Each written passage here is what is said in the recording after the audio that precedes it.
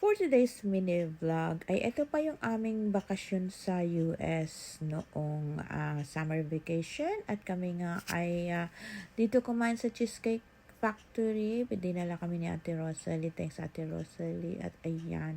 At kami nga ay sa patio mauupo dahil syempre meron kaming kasamang aso, si Chubby at doon pwede ang aso sa patio. Ayan. Lagi namin kasama si Chubby kasi hindi naman pwedeng iwan namin dito sa Canada dahil wala naman mag-alaga sa kanya. Kaya ayan, namasyal na rin siya sa US at andito nga kami kumain sa Cheesecake Factory at first time ko rin nga kumain dito. Kaya ayan, explore natin ang Cheesecake Factory. Syempre masarap ang mga cake dito but kumain kami dito ng lunch. At ano bang aming kinaing lunch? Ayan, nagpipili pa.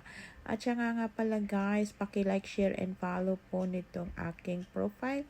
Felisa Durante, marami pong salamat sa mga nanonood. At ayan na nga, kami ay kakain na ng lunch. Ayan.